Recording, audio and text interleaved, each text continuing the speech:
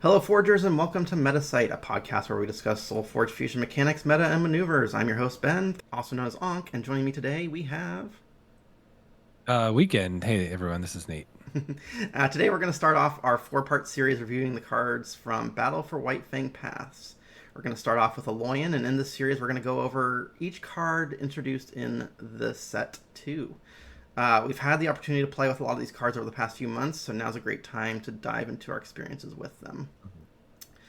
So, just to give a little overview, we're going to talk about the non-forge creatures, forge modifiers, spells, and soul binds. Bar.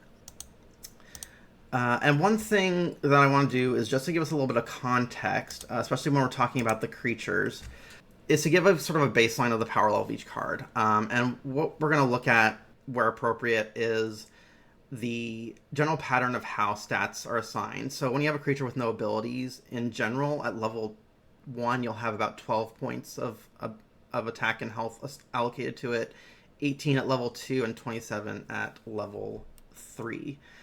So what you'll see is like with a combat tactician, it actually follows a 6/6, 9/9, 13, 14. So that kind of gives us a baseline of what a creature should look like if it's sort of average. And that'll help us assess how strong an ability the developers consider it to be based on how much of a stat decrease or increase you're getting out of it. So with that, let's go ahead and dive into Battle for Whitefang Pass.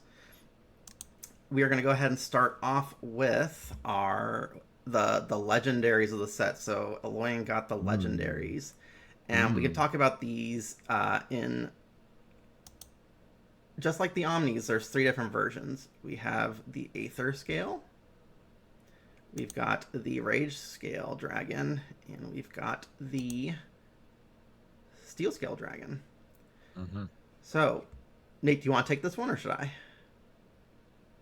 Yeah, I'll jump right in. This is the one I do have, and I am looking for the other ones. I really like these. They have a unique activate. We haven't really seen this much in set 1 or 2, where you're getting benefit based on multiple conditions, and this is every turn. So at first it might look a little lackluster, like 1 armor or 2 attack, but we're talking about multiple turns. This is adding up. The attack value is permanent.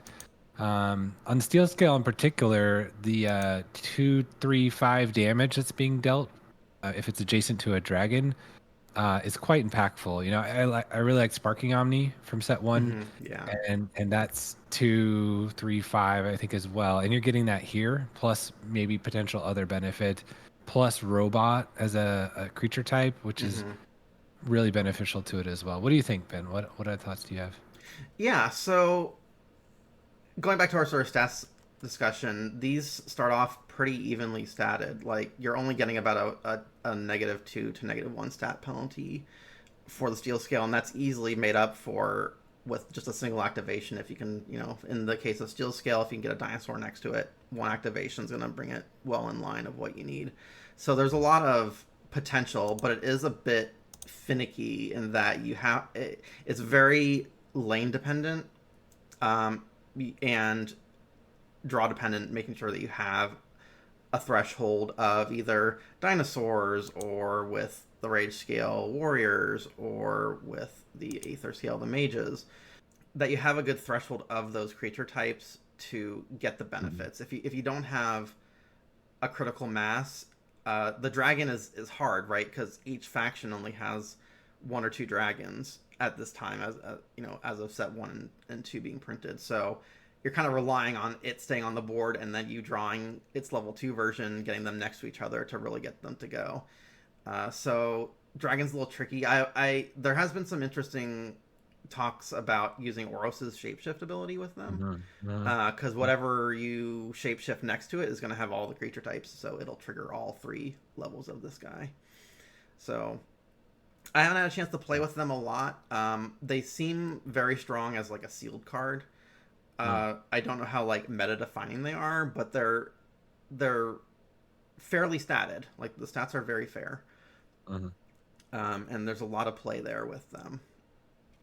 One other Uh, cool thing I like about the steel scale, and I've seen this before, is you can see scientist or mage. So assuming you have a scientist or a mage in your hand, you can just wait. And let's say you're off forge, or you want to see what your opponent's playing before deciding on, hey, this turn do I need one armor or do I need that extra two attack to make a trade? mhm. So I just like having that choice as a pilot for a card like this. I really value flexibility. It's unlike the omnis, which are very one note. Yeah, they're very linear, the Omnis. And with like the dragons, there's a lot of flexibility there and sort of like Mhm. situational. So let's go ahead and move on to the next not holistic. I guess you call it a holistic or non-forged creature, and that is Mm. Gizmo. So Gizmo is a scientist. It's just a wee little tutu. Basically, itself is a gizmo, and when you replace it, it makes a new gizmo. So you're taking a huge stat penalty right out the bat for basically what amounts to a gizmo. At level 2, you get a 5/5. It gives a +5/+5, but you still just get a gizmo out of it. And at level 3, it's basically just a mega gizmo stapled to another mega gizmo. Mhm. um, so my take on Gizmo is I've not had a lot of success with him. He kind of suffers from the same problem that Grove Mother does, in that it really telegraphs what your play is going to be. Mhm. Mhm. It's very frail. Just about any removal spell that is currently in print will take him out pretty easily on the first first level. And even when you do get that replacement, you're only kind of netting about 4 or like about 8 stats altogether on this one. So it's kind of under curve. It just has a huge opportunity cost, right? I'm Yeah. sure there are Yeah. times if it's in your deck that it's correct to play him, but it kind of feels like playing a nanoswarm and only having, you know, one gizmo out of it, right? It just doesn't Mhm. feel that impactful. And the whole telegraphing the play it makes it very hard. So unless you have like a way of like playing two things at once, or playing it at the end of your turn off forge and being able to replace it the next turn, it's very tricky. What are your thoughts on Gizmo, Nate? Yeah, I agree with everything you said. The only thing that the times I've tried to play into Gizmo, I've noticed is level 2 is strangely high value, but Mm-hmm. the level 1 and then the level 3 are only mediocre. And the main thing that Ben said is, that I completely agree with, is the telegraphing your play. You only get 2 actions per turn in SolForge unless you're playing Talzin, or if you're running a Crux maybe, where you have a Forgeborn that allows you to do 2 in a row. So situationally, maybe when you're able to chain actions together and see immediate benefit. Otherwise, he's too easy to remove and challenging. Yeah, the scientist is a cool feature as well. Occasionally, this will Mm-hmm. line up well with the scientist energy, but still, overall, I agree. Not the strongest card. I had high hopes for it, and I haven't been using it very much when I come across it. Yeah, yeah. So Gizmo, okay, but it's not something I would build a deck around. Absolutely. All right, so what's our next unforged creature? We've got Mm. Glitch Scout. You want to take over on Glitch Scout, Nate? Have you played with this much? I haven't played with it too much. I have. I actually played this morning against somebody who used this against me. Glitch Gouge is one of these cards that novice players might have to come back to once they've had more experience, because the level 1 is so understated. You've been talking about stat lines. This is half of the 6 attack, and it's below on the health, right at Yeah, 3/5. For that, it gets mobility, which is, as we know, like a fun element of the game, but rarely a strong element of the game. There are exceptions to that. And then upgrading, which seems to happen a lot of ways. I think Slay upgrade is not my favorite way to upgrade at all. yeah, So, uh, and it's easy for your opponent to kind of like then see and anticipate, right? This is going to happen usually during combat, that you get the benefit, not pre-combat. So your opponent has total control of whether or not they want to allow this per se, uh, or, right. but a lot of times it still does trigger. So I think Yeah, I'm middle of the road on this card. Yeah. yeah. I mean, I have yet to really utilize this guy. Again, I agree with you on the low stat line.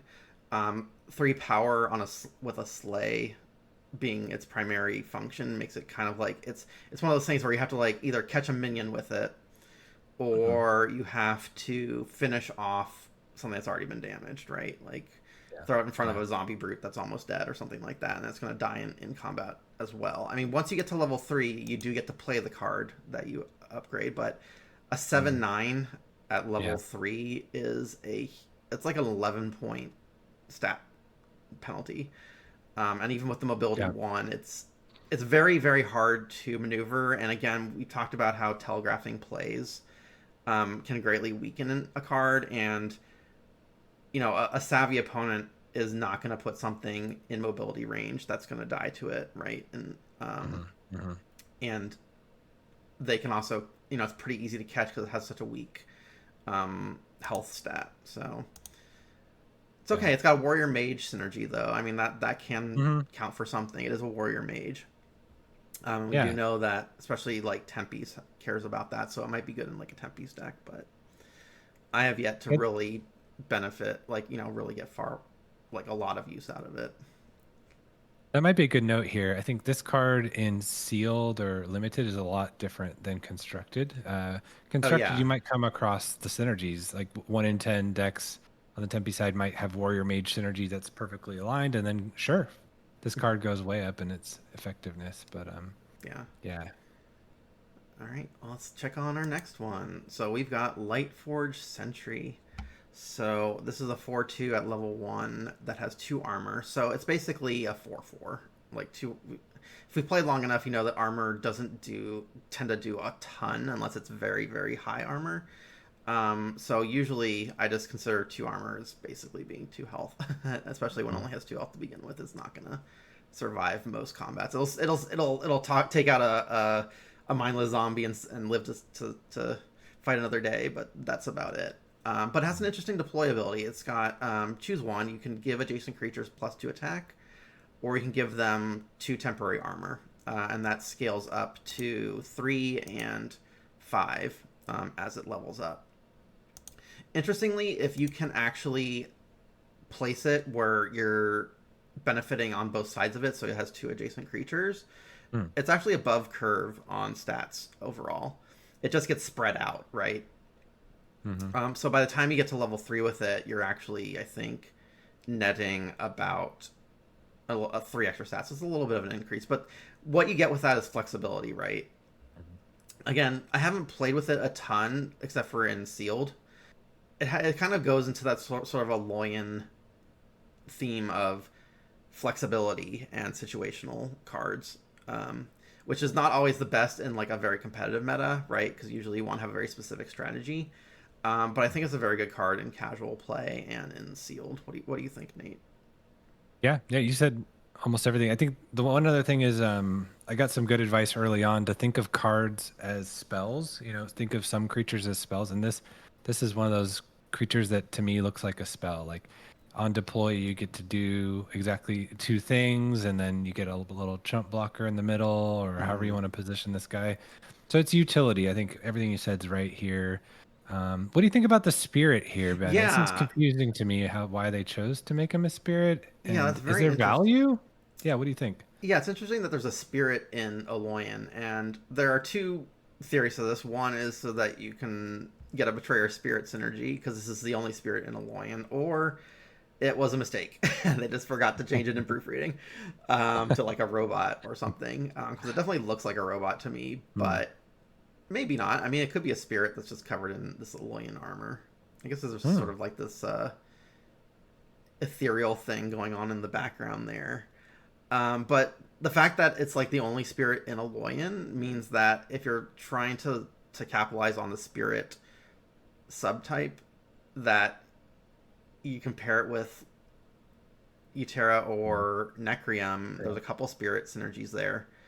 But spirit is not like a very highly supported creature type Mhm. as of Battle for Whitefang Pass. So it could be interesting in the future, but I don't think it has a lot of relevance right now, personally. Yeah, the spirit. The only thing is, like I was thinking, Forge Shield gets you an extra 3 health.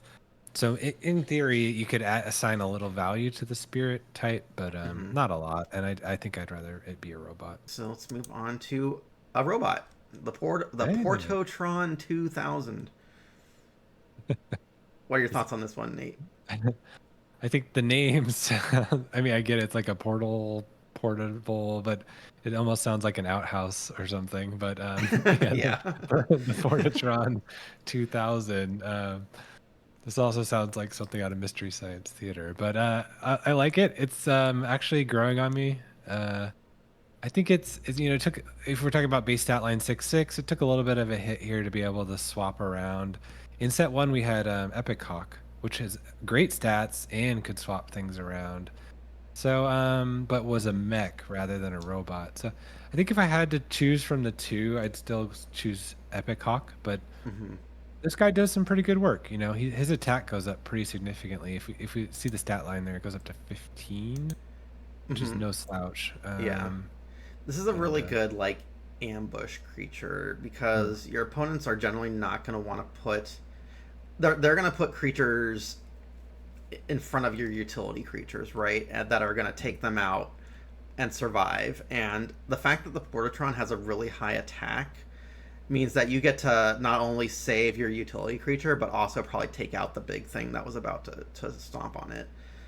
mhm. So I think it's has a lot of applications, especially because it kind of has sort of arrogant stat line where it's a good as an underdrop, Mhm, and mhm, the armor does go up pretty significantly. So again, it's you know only having 2 health is a bit of a detriment, especially with Necrom running around with all their minus health, and even Utera has the minus health mhm, mhm, abilities mhm, that just ignore armor altogether. mhm, So it can be frail, but like off Forge, dropping this, to swap out, protect your Blight Witch or protect your Darkheart Sorcerer, and then take out mhm. some massive threat in the process can be a very could be a game swinging play. Uh, and as we were Absolutely. yeah, and as we were saying with the stat penalty, you're only losing about 3 to 4 overall if you consider armor as health in this case. Mhm, So it's mhm. not really like you're taking, and since it's front loaded on attack, it's again think about it like a spell. It'll take out that creature, most creatures. I, I hope Alloyin gets board manipulation in every set going forward too. I don't think Epic Hmm. Hawk's in set two, but this No, I is think this kind of replaced Epic Hawk.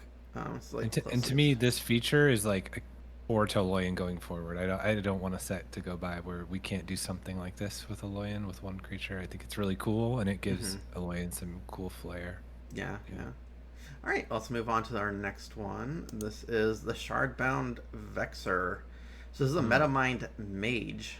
That's a kind of a new combination for mm, Metaminds. Usually we can see Metamind Scientists. So it's a 2/8 at level 1, mobility 1, and it reads when this deals damage to a creature, it loses attack instead of health. Then, if that creature has 0 health, destroy it. Uh, it goes up to a 3/12 and then an 8/15, and the other abilities stay the same. I have not been super impressed with this card, mm, and mm, I'm gonna tell you sort of mm, my take on it is it's got a very weak attack stat, so it's not really threatening. It's not something you have to block or care about. There are mm, very few creatures that have 2 or less power, or 3 or less, or I mean 8 is once you get to level 3, 8. Yeah, you could probably take out something with the 8 attack. But with the 2 and 3 at level 1 and 2, it's very hard to take out a creature in the first hit.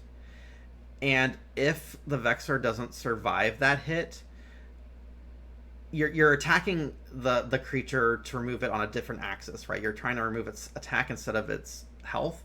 So like if you do like normally if you had like a 2/8 and you throw it against a zombie brute, well you would have done 2 damage to the zombie brute. You only need to do 4 more. But mhm, if you throw this against the zombie brute, well you still have to do 6 more if it dies or gets pulled away, to mhm, get that brute off the board. So, I haven't seen it to be very. Obviously, it's like situationally strong against something like a Shard Plate Behemoth or a Thunder Sword that hasn't been buffed up mhm. yet. Yeah. But against one of those cards that people can just kind of play around, like they can ignore it, um, or it's not gonna. Maybe you can take out a Dark Heart, I guess, but it's hard to. You can't really catch someone on that. They can probably remove it. So Yeah. yeah, I'm not. I haven't been super impressed with this. What about you, Nate? Have you played with it much?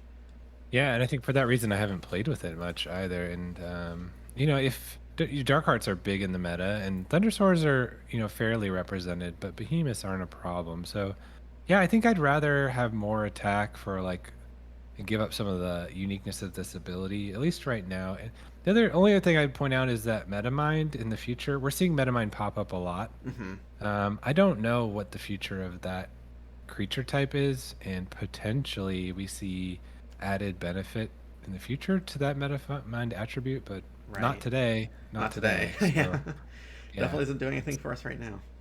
yeah. All right, so got a couple more of the unforged creatures to talk about. What about Vid Icarus? I feel like you were a fan of this card. I love this card. All Yeah. right, let's break it down for Um, us. yeah. I was trying to trade for a betrayer one of these recently because I love it so much.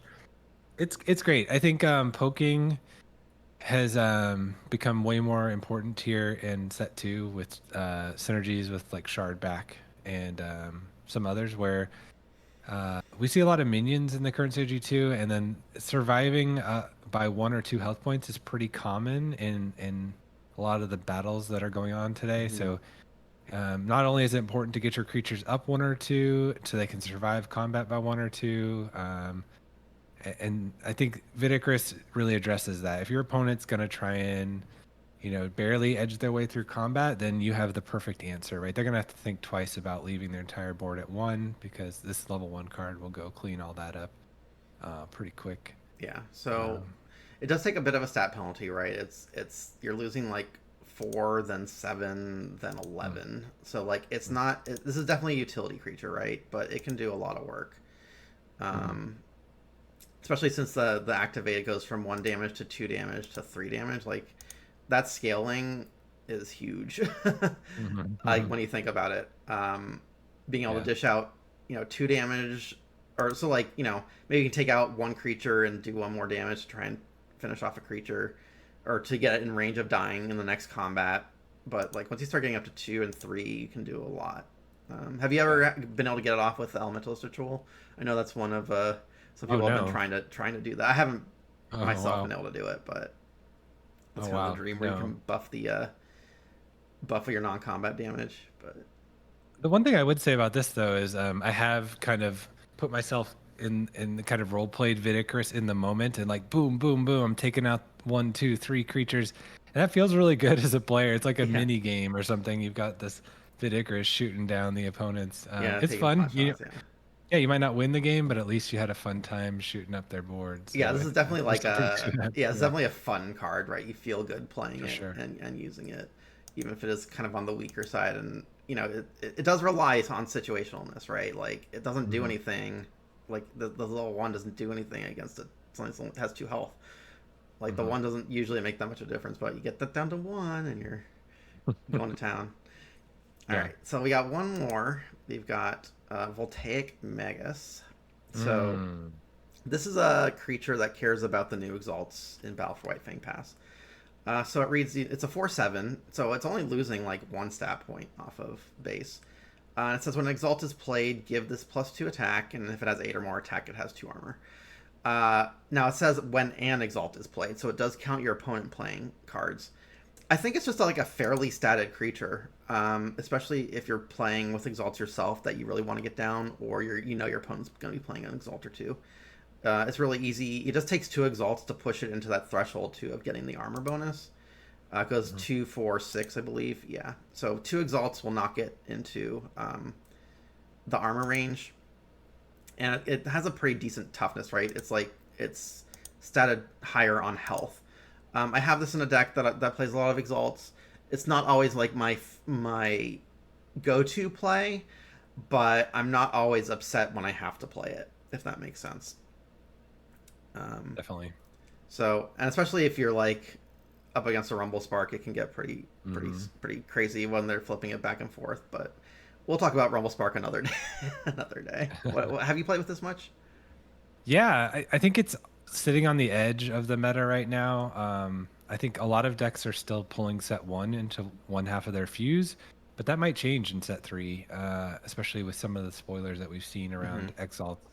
I think if that happens, this +2 attack and the armor is fantastic. And there's other cards outside of Alloyin that are in set two, like Magatha, that we'll probably talk about on that. But yeah, I think all those cards are probably poised to be really great. Yeah. If as people move away from set one and maybe set three brings even more reasons to play exalts and replace exalts. Today, a lot of the exalts hit the board and they stick, but Right. maybe in set three we have more reasons to replace exalts or choose to play exalts as opposed to creatures in some Yeah. key situations. So, yeah. Exactly. So let's go ahead and move on to the Forge creatures. We only have 5 that are unique to Battle for Whitefang Pass, so we should be able to knock these out pretty quickly. Let's go ahead and start off with the Combat Engineer. I'll let you take this one, Nate. What do you think? Yeah, I like this card a lot because it's a has a forged ability. So here, this one's combat, but I've seen some that are also pretty fantastic with their forged abilities. Armor is really prevalent in set 2 in Alloyin, and so I think you'll usually get a lot of value out of this. The Scientist ability is cool too. The high health is fine. I mean, sorry, average health at 6. It does feel a little unfair that the attack is 3, but I'll Yeah, still take it. I won't prioritize it, right. but I would take this creature in my hand over some others. Yeah, so Yeah, what do just you think? yeah, just to like give an overview. So the way that Engineer works is it's deploy if you have a creature with armor in play, you give it +3 attack, or you give the Engineer +3 attack. It moves up to 5 at level 2, and then actually it's 5 per creature you have in play at level 3. Mm, mm. And if we look at sort of its stat allocation, um, if you trigger it, it's going to be equal or above normal stat allocation. So it's just like an efficient card if you can reliably get the armor. I did look into it, and it does not appear that it can have the armored modifier, so it doesn't self-solve. So you can't have an armored engineer, as far as I can tell. But there, like Nate was saying, there's plenty of stuff with armor. We saw a bunch of stuff with armor in the holistic creatures as we were going. So it's not uncommon to, and that was just the ones for Battle for Whitefang Pass. There are also several that made it over from set 2, or set 1 rather, or alpha.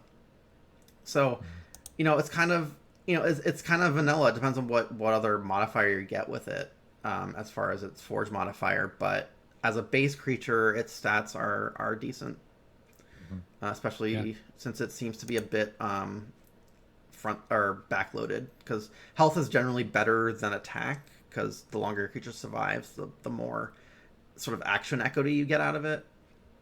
So for that reason, I think it's just a fine creature. So moving on, we'll do combat medic. So medic is the one we're going to talk about here. So the medic one, it's a warrior. It says give another one of your creatures +2 health when you slay something with it. That scales to 4 and 6.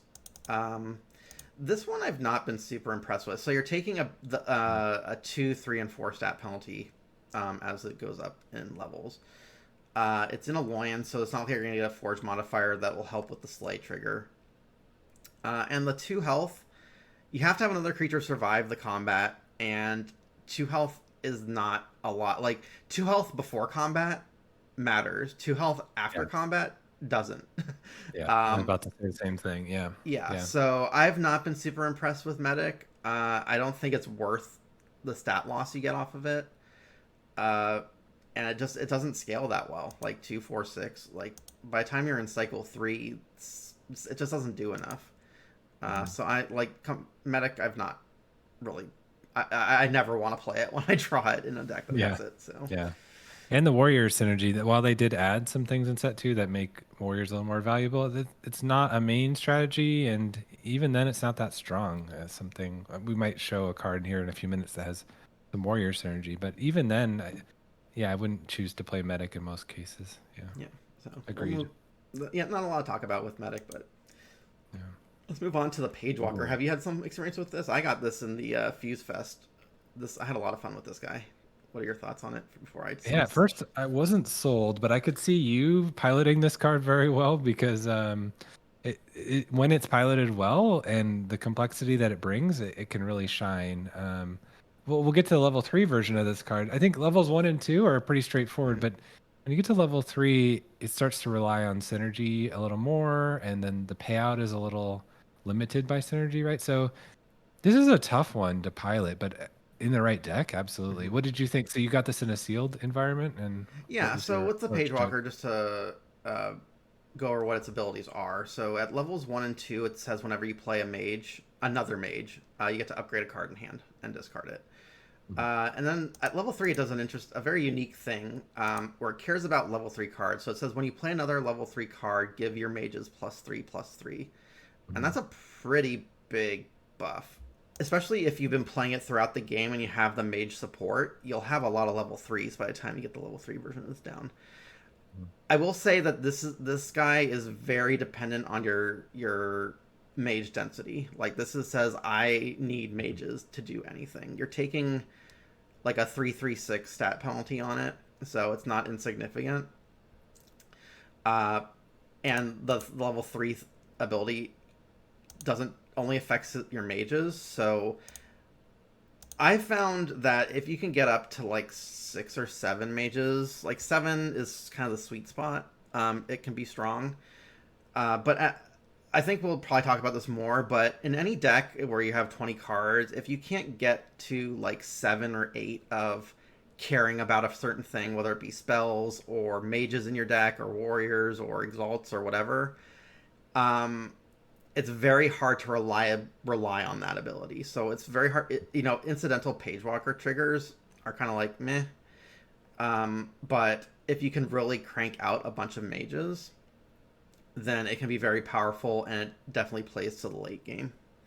Mhm. It's also just fun. It's fun to be able to say like Mhm. play a mage, upgrade a card, play another mage, upgrade a card. Especially if you can get one with a modifier that has like a high health stat, like a stout or ardent or something like that.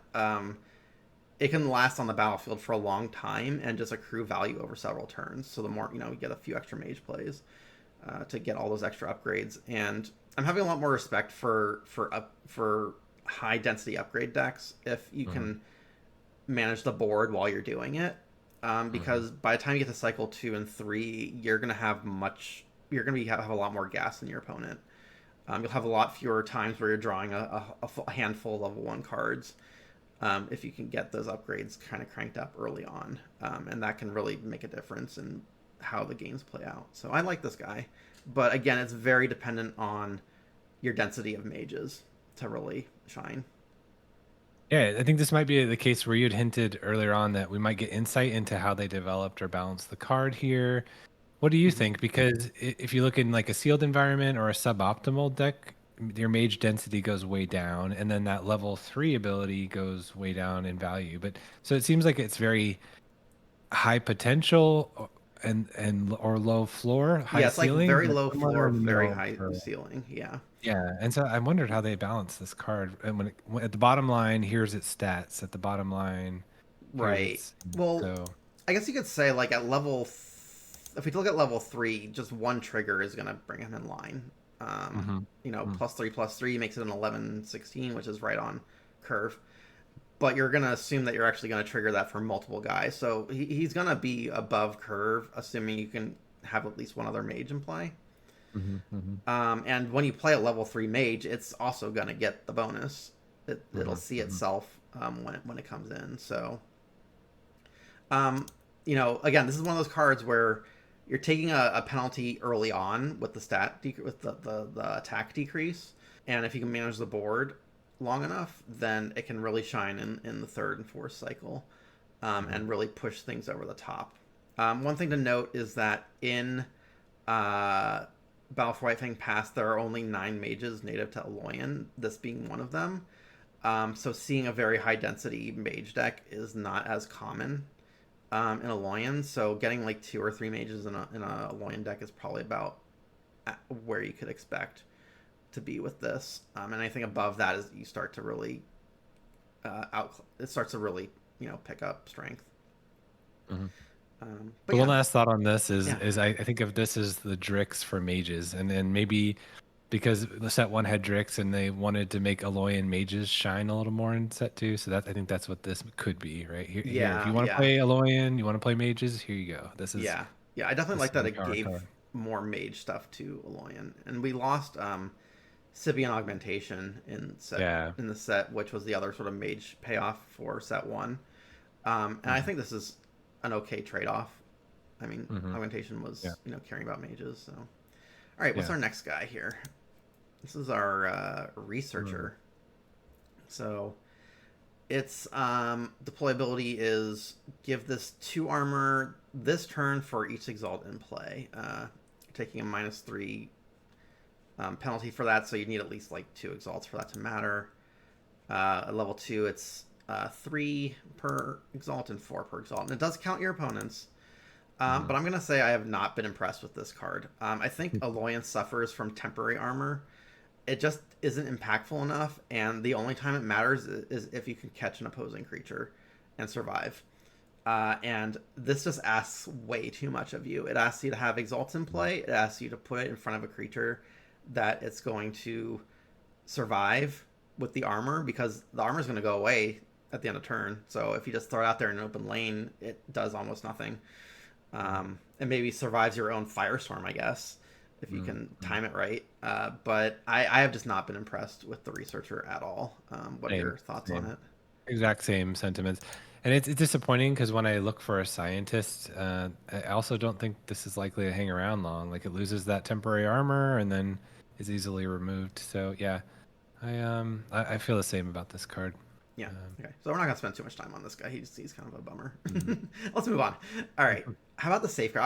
I want. This is the safeguard is part of a cycle in Battle for Whitefang Pass that cares about cards being lower level than what your Forgeborn is. So you're basically playing them as underdrops. So what is your take on these guys? I like the underdrop cards a lot, and I like this one in particular. I was a big fan of what card you mentioned earlier, Scipion Augmentation, and this is ability that could be really impactful, right? Like 2 armor at the right time in the right battle, especially in cycle 2. But the thing is here, I think any of these underdrop cards is you have to value the level 1 and 2 almost like 90% of its total value, because if your plan is to underdrop it, then you're talking cycle 4 to maybe see the level 3 version of this card. Maybe. So I see it as maybe like an okay underdrop spell equivalent, right? You get a body, you get to give all your creatures 4 armor or 2 armor, and then 4 and then 8. So it's okay. It saves you out of maybe something that isn't very good in cycle 2 that's level 1 that you weren't able to level. But yeah, or your board's already full and you just need one little plug and try to win the overall board status. So yeah, those are my thoughts. So what do you think? If you have the right modifier on one that gives it some additional utility beyond just its deploy effect, it can be okay. But I've been mostly unimpressed with these underdrops, and the reason that I feel that way is because you have to think about the stat penalty, right? You're saving this for your cycle 2, okay, which means you're not playing another level 2 card. So its level 1 is effectively a level. You would want a stat allocation closer to what a level 2 would give you, right? Sure. This guy, you get 8 points versus a level 1 that gets 12 points, but at level 2 you want like 18 points, right? So it's so fragile. It doesn't give a lot of armor, so it relies on you having a full board. And it's because it's coming out below cycle or as an underdrop, its stats just don't keep up. It's just kind of like a speed bump, and maybe you can use it as like a catch card that maybe changes combat math, but it's so situational. With these underdrops, I have found things like Venerable or Arrogant to be particularly good modifiers because they give a pretty front-loaded stat boost, and can help them take something out in combat. But I just, without some really important modifier like stabilizing or some other like stat or some other modifier that like has a really strong impact on the board, I just haven't been impressed with them. I found very few situations where like the triggered armor amount matters. So yeah. I feel like they fell kind of short. I think they were a little bit too cautious with the stat allocations on these. I think that they should have been closer to maybe 1 or 2 points off of like what it like just a standard run of the mill. Like if this was a 5/6 or a 6/5 as a combat, more attack for the underdrop value. Yeah, exactly. Yeah. Like I'd be more on board with it because this is a very potent ability, but it's situational and it's asking you to put it on a higher level cycle. So yeah, I have not been super stoked about these guys. Yeah, I think you made a good point there about the adjective in front combat in this case, right? The modifier, and this has been the same for alpha set and set two. Is um, they try and balance these modifiers with stats so that combat's a little closer to the 6/6. But almost in any case, I would prefer particular faction modifiers and Yeah. take the stat hit, right? I feel like the games at the competitive level are much more about synapse suppressing all these great Alloyin abilities that could be there instead of a couple extra stats. And so far, I think in general, while stats are important in this game quite a bit, and the game is intended to be balanced that way, some of the forged abilities are clearly much better than just a Mhm. stat bonus or. Well, speaking of modifiers, let's go ahead and move on to our modifier section. Hmm. So, the first one we can talk about is Ardent. This is a new stat modifier for Battle for Whitefang Pass, and it's actually available on all the factions. So I'm only going to talk about. We'll only talk about it in this review, but it's just a stat adjustment. But I'm a big fan of it actually. You're getting about a 3 point stat penalty on the front, but at level two, it's like a +4 stat bonus as and to health, right? So like normally you would get a 9/9 tactician at level two, but you're gonna 9/13. Mm-hmm, That's mm-hmm, that can survive multiple combats easily, uh, mm-hmm, and you're actually getting like a 1 point bonus. Like you're just it's like 12 plus 16 is 28, so you get like just a little edge over the 27. And again, it's health heavy. mm-hmm. I think this kind of replaced Steadfast. I don't think Steadfast. Steadfast made it Yeah. um, into Battle for Whitefang Pass. But as far as like vanilla abilities that don't do anything but modify stats, I like Ardent, because Me too. Cycle One just doesn't matter as much on the stats. Like you're gonna just trade this off with somebody's X4 Mm-hmm, easily, or take mm-hmm. out a minion and then they have to deal with it. Um, but it really helps stabilize the board on cycle two and cycle three. So, Yep. what are your thoughts, Nate? Same.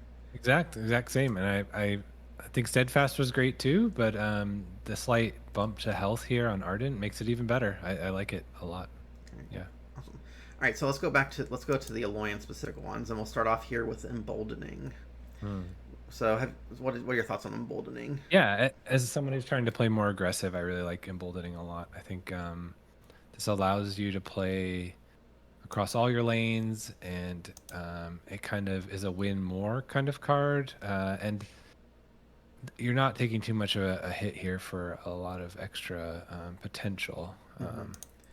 Perhaps level three is a lot stronger than level one, but I still, in this example, you're taking a two health hit to gain a potential four upside for adjacent creatures. Mm-hmm. And I like the fact that if I think of this as like a spell to some degree, you're modifying the board state. So it's a great second drop on any Mm-hmm. turn where your opponent might have his cards lined up for the turn, thinking, oh, okay, this one's not going to kill that one by 1 point or 2 points. Oh well, now it is right now. He has a Mm-hmm. problem to deal with because 2 to 3 lanes just changed, right? So Yeah, yeah, yeah. I do like it as well. Again, you do take that stat, the health hit, for so it's more of an aggressive card or like a combat winning card, like a forcing a trade card. Since we hadn't said it, so basically you deploy it, adjacent creatures get +2 attack, +3 attack, or +5 attack. The way the math works out, you're actually up that many stats if you hit both creatures, because its stat penalty is equal to its stat bonus if you hit one creature. So um, by the time you get to level three, you're actually getting like a 5 point stat bonus if you can hit both creatures. And the thing I like about emboldening, and this was also the case with inflaming, which was a 10 piece modifier in set one, is that if you're off forge, you can hit your on forge your front row creatures with Mm, it. mhm, Especially if mhm. someone ignores a front row creature that doesn't have like a huge attack, you can push extra damage easily and also like get a trade out of the card, and then Mhm, that attack value sticks around. It's not a one mhm. time thing like some of these shield things. So I like emboldening a lot. On the right creature, though. Like sometimes you gotta. It depends on what the creature Yeah. it's on is, but it can be very, very powerful. So moving on, we've got mechanizing. So this is your other creatures are also robots. It's what it does all 3 levels. You just get all your creatures are robots. And the interesting thing about it is that it's basically on par with combat. It's slightly different stat allocation. It's a little bit more power heavy versus being health heavy, but you get the same amount of stats on the first 2 levels, and you only get like I think it's a -1 penalty at the end level. So you're not really trading off much for stats for like this potential synergy enabling ability, but there's not a ton of like robot synergies right now. There's like Bright Steel Sentinel and Bright Steel Sentinel. I mean, there's a Soulbind we're going to talk about, but this doesn't help with the Soulbind because it cares about reanimating robots, and it doesn't affect your creatures in your banish pile. It also doesn't affect itself. It's only makes your other guy, so it's still just a like it's just a scientist by itself. So it alone, I think that was kind of a miss. I think they should have given it to the creature itself as well. That's true. Yeah, I didn't think about that until you said that, but absolutely agree with you. Yeah, I think just giving it to others is a little lackluster, but I mean it's interesting. Like it can create some interesting synergies, and it's not really you're not really giving up any equity on your stats for it. Why do you think it is that way? Do you think we'd see it in the future when there's maybe more robot synergy in a set? Would this attribute go away? It almost feels tantalizing to me, like, oh, we recognize that you guys might like robots, and here's this way to make everything a robot, but it's actually just combat or something. It's pretty vanilla at the moment. Yeah, it's very situational. There's a couple of these cards. There's one here and there's one in Necrium, and Necrium got a modifier that cares about zombies, and zombies are much more supported than robots right now. And the fact that robots are the Alloyin faction, it just like unless you have a robot, you happen to pull a robot synergy in your deck, it just doesn't do a whole lot. I will say I got a mechanizing warden that I'm really fond of. So Warden is a creature that says if you have another robot in play, it gets +4/+4 on deploy. So basically, if you have another creature in play, it always gets the +4/+4 because it's mechanizing. It just turns whatever other creatures you have into robots. So I think that's cool. And that deck also has a Bright Steel Sentinel in it. So I've been trying to like make that work. But it's very situational. You have to have a very specific deck to really care about that. Otherwise, it's just a combat. It's not that exciting. It's a common modifier. So how exciting can it really be? So let's go on. This might be a good point to just highlight that one more time that we're seeing in set 2 now that we've reviewed all these cards. There's clear robot synergies, there's clear mage synergies, there's replace and warrior synergies, and I think that might be one of the things that makes Alloyin still feel a little weak in set 2 is that you're rolling the dice between all 3 of these general areas of strength within Alloyin. Right. There's too many. It's kind of dividing all of its different creature types that it cares about, and not giving each one very many cards to care about it. Right. Like you have 1 or 2 cards that care about it. So it's hard to really utilize it. It's kind of like a fringe thing or a situational thing, but let's keep it moving. We've got another exciting one here. Why don't you take this one, Nate? Prepared. Yeah, I was really excited to see this as a person who plays a lot of Omnis. And this is, recently we saw set 3 might have another readying ability, but Prepared allows a creature to ready another creature. On deploy. Which is on deploy. Which is incredible. I think in set 1 we saw it on maybe 2 different cards, Lead the Charge and like Everflame Aura, and maybe there was one other Alloyin experimentation. Yeah, the experimentation, Sabine experimentation. But those cards took some hits, right? I think experimentation was only 2+2/+4 stats to get this ability, and here you're seeing on a Tactician, which is a big stat stick, right? It took a 1 penalty, and it also gets that same readying effect. I love it. Really good. I'm not at all unhappy to see it on creatures for the most part. Yeah, it is a rare modifier to keep that in mind. But yeah, you take a 1 power penalty to get on the first level, but then after that it's just on curve. It's a 9/9 and a 13/14, just like combat. So you're not losing anything and you're gaining a lot. Like there's a It's lot of that you can being able to activate a creature a second time is can be very powerful depending on what creature you're working with. And because of it, the way the algorithm works, you're going to have at least one creature in your deck that has some sort of activated ability that it's going to help with. So I mean, maybe it's something as lowly as a mobility creature, but still, if you get like an Allomancer, being able to ping 2 things, you can reset your Vid Icarus to get one extra hit in. Yeah. And you can mix it with things like Necromancer and do some really crazy stuff. So yeah, I like it. I think it's a really good modifier to have on your creature.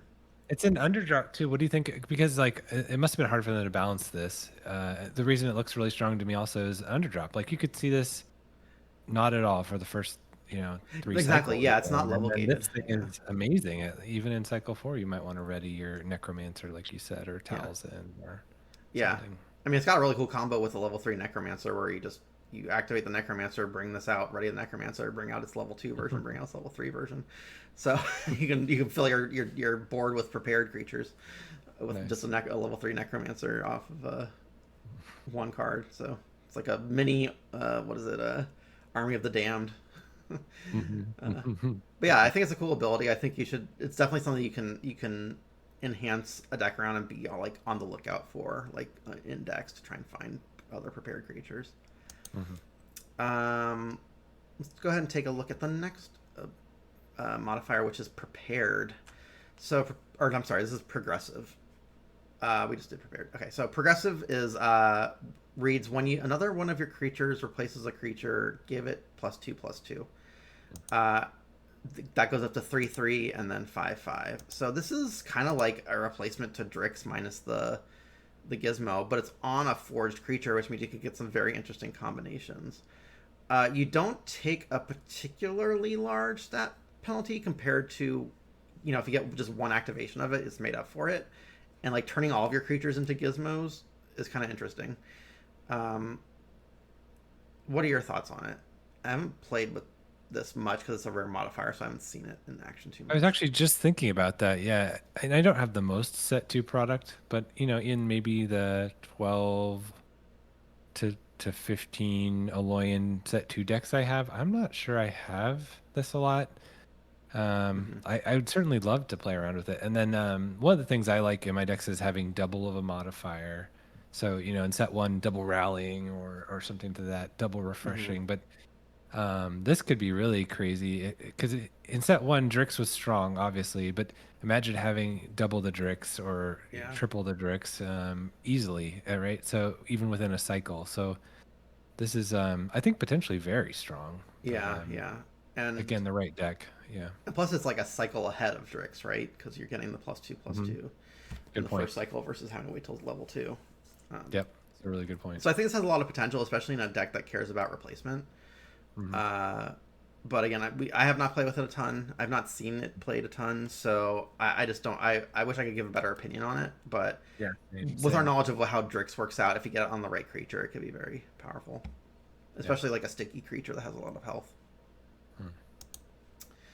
That moves us on to repurposed. What are your thoughts? I would have started set 2 thinking this was a mediocre ability. I think anything that relies on a replacement effect.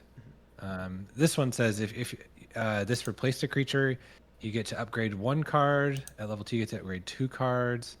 And level 3, it's probably card in hand. I don't recall. Yeah, it's replace. If it replaced, upgrade a card in your hand. It's somewhat similar to Synapse, but go ahead. Oh yeah, no, it's got the same sort of clause of the first 2 cycles you discard the card you upgrade, but continue with what you're saying. Card as well. Yeah, it's a good point. I think the replacing aspect of this makes it a little more brutal that it's taking a stat. Even though in this example that we're showing, it's only -2 stats. I still feel like it's a little punishing. Yeah, I've played with a couple repurposed cards, and unless you can drop it on a gizmo where you're not actually taking the stat penalty of losing a creature, it's It's a very big ask to Mhm, replace a mhm. creature just to upgrade a couple things. I mean, this is not like a Uranti Elementalist where you're actually getting to play the The card. play, the free card, yeah. And it's not like, I don't know, a Pterodon Mauler where you get like a bonus to attack and like shove through a bunch of damage. Like it doesn't affect the board, and it's asking you to take away from your board effectively. Mhm, So I'm not super impressed with it, but I can see certain creatures it being on can be good. Like a repurposed Sculptor could be good because you already want to mhm, replace with that one. mhm. It's not going to do a lot. It's going to be like kind of a weird spell, almost like a Necrim where you're kind of sacrificing the creature to do a bunch of crazy other stuff. But Mhm, I mhm. wouldn't like sacrifice a creature just to upgrade a card. So I don't know. I have not been super impressed with repurpose, but there I must think be some one application to it. one game you did beat me pretty good with one of these. I don't remember how it was getting paid off, I but there think was it was maybe with a another card that Stitcher. I think I was using sure. it with Stitcher because Stitcher's broken. But that's a case where this kind of does shine because you're getting more cards. Like with a Stitcher, you're getting more cards into your upgrade pile to later Stitcher, and this is a good Stitcher target because Mm, you're bringing it back and it's doing a replacement, or a which gives you an place, yeah. extra upgrade. Yeah, so Yeah. it has some applications, but it's kind of very narrow, and it's not the juice isn't worth the squeeze in this one most of the time. So, as it were, That could and be a new then catchphrase. Yeah, the yeah, juice isn't worth the squeeze. Okay. yeah, I exactly. like it. I like it. Yeah. All right, this is our last modifier that's specific to Alloyin. This is researching. So researching reads when you upgrade a card, give this +2/+2, +3/+3, and +5/+5 at level 3. So this follows the same stat progression as Kindred, but it's probably not nearly as explosive because it's a lot harder to upgrade a card than it is to just gain life incidentally. Hmm. But all it takes is one trigger to get it on par with stats, and actually by level 2 and 3, you're getting well above stats off of an upgrade. So with the right creature, this can be very, very strong. But what is your take on researching? Yeah.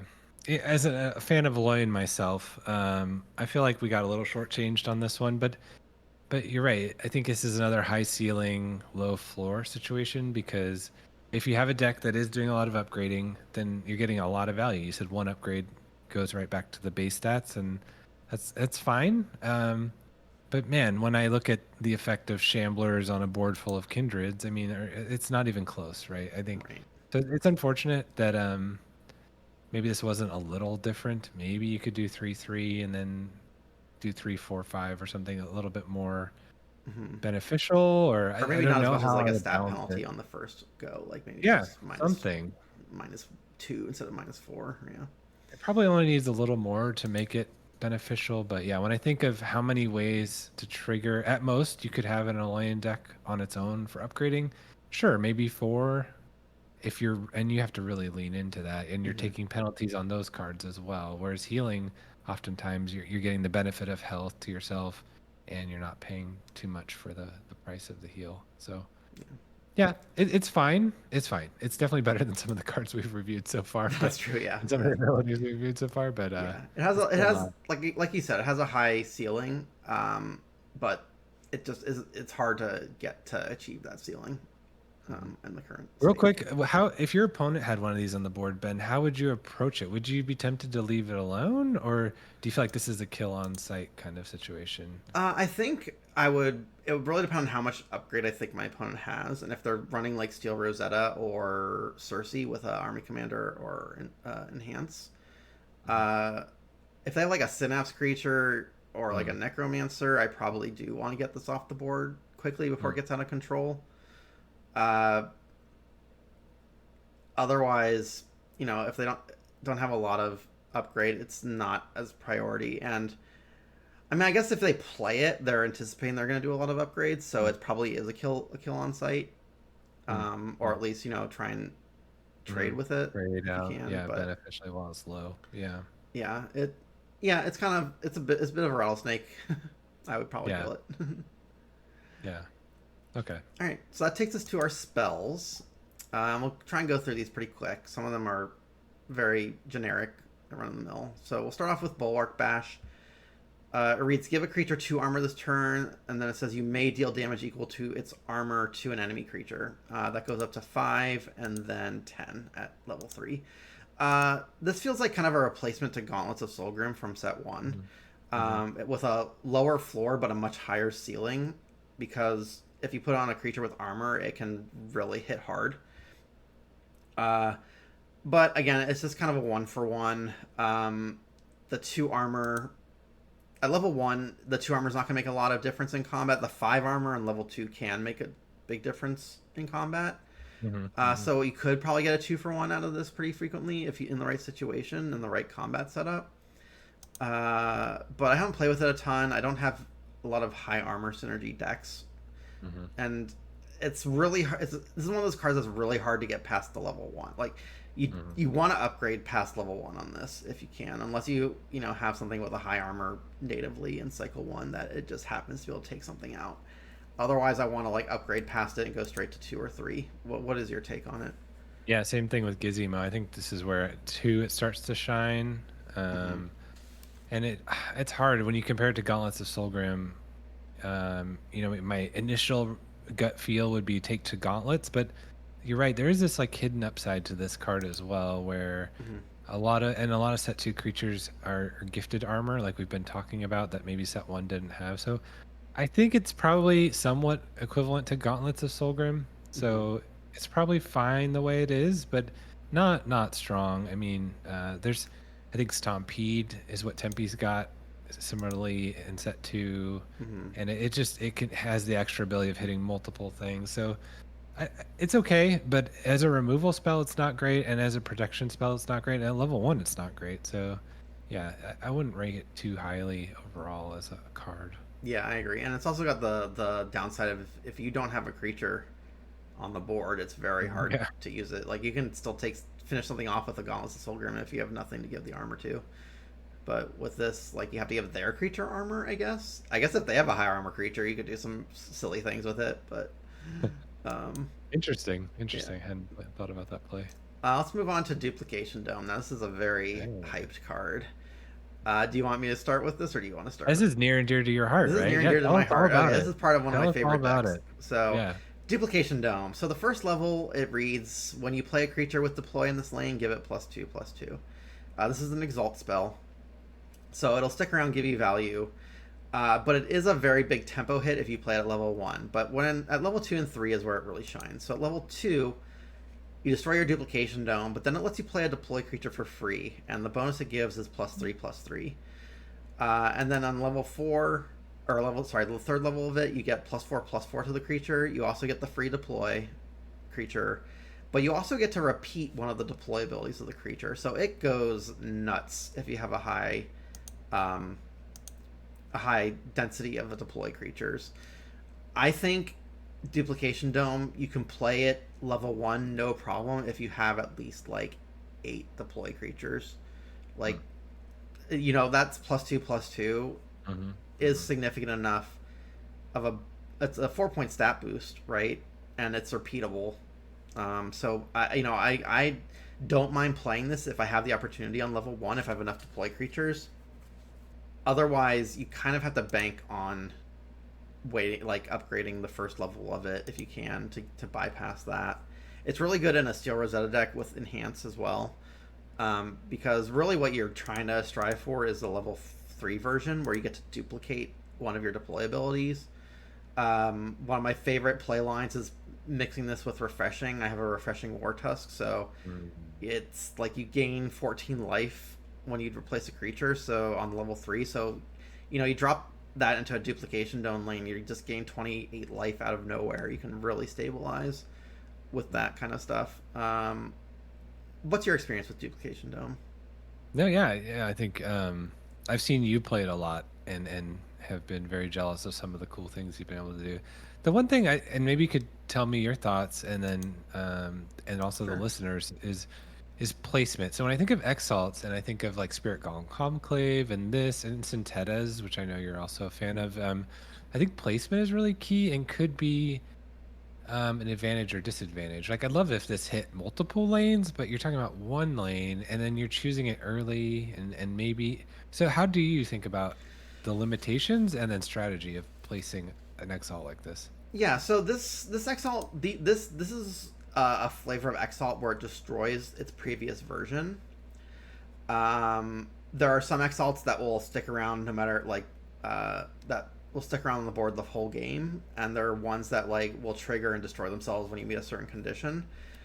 This is the third variety where it destroys its earlier level versions, and for that reason, I think placement is not as critical because, especially with Duplication Dome, where you get to play the free deploy creature and get the immediate value, you can just put it in whatever lane you want to put that deploy creature because you don't care about the previous one. It's gonna go away anyway, and it's gonna go away before you get your deploy creature out. So, it's not really that big of a penalty. You put it where you need to put it in the moment based on what's going on the board.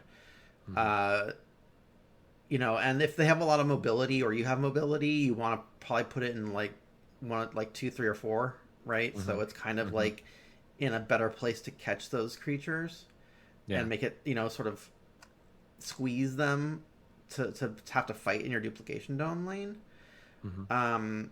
Especially if you have deploy creatures that are not as utility oriented or like ongoing utility, like a deploy creature that also has an activated ability, for example. So, you know, you're just trying to buff up that creature and get some bonus out of its utility to deploy. And then if it dies, you just put a new deploy creature in there, right? So, and then that gets that bonus. So it's interesting, right? Because if you force your opponent to combat the creature that's in the Duplication Dome lane, it's okay if they kill it. You're just going to put something big in that lane again. More value. Yeah. Yeah. So, yeah, this one I like a lot. I do. I think in like as a pilot, I don't like restrictions, and especially on the level 1 being so weak-ish. But I think this is the case of like a Krogius, where that level 1 doesn't look appealing, but the level 3 is undeniably one of the best cards in the set, right? So it's interesting. I like seeing the flavor of cards like this existing, and I'm glad it's in Alloyin. I'm glad it didn't get put in somewhere else. Yeah. And again, like we've talked about this earlier, but you do have to have a density of deploy creatures because it's very painful to draw this on level 2 or 3 and not have a deploy creature in hand. Because then it's as weak as a level 1, right? You don't get any. It's just a stat mod, like it's just waiting, right? You don't get that free deploy, so you need like 7 or 8 deploy creatures, which is actually not as hard as you would think to achieve, especially with a lot of these Forge modifiers. So you just want to keep that in mind if you're going to prioritize playing Duplication Dome, that you do need to have that density, or else you're going to have a lot of turns where you draw it and you don't draw a deploy creature and you're feeling real bad because you're not getting that free card out of it.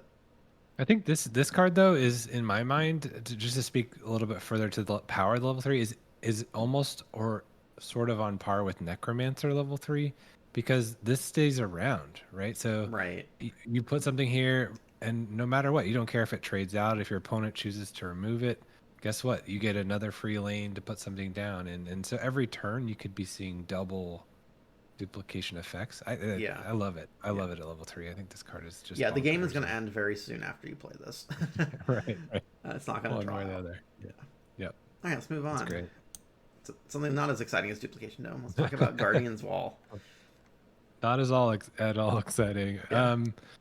I think we talked about it a little bit with the spoiled card, and also in some of the other earlier cards, but minusing the stat line and 5 is not trivial, so it's okay. I think this card is just okay in general, in my opinion. It gives, so for the listeners, it's an Exalt. It gives a creature -5 on deploy, and then when the next time you play a warrior in the lane where you've placed it, you can then give another creature -5.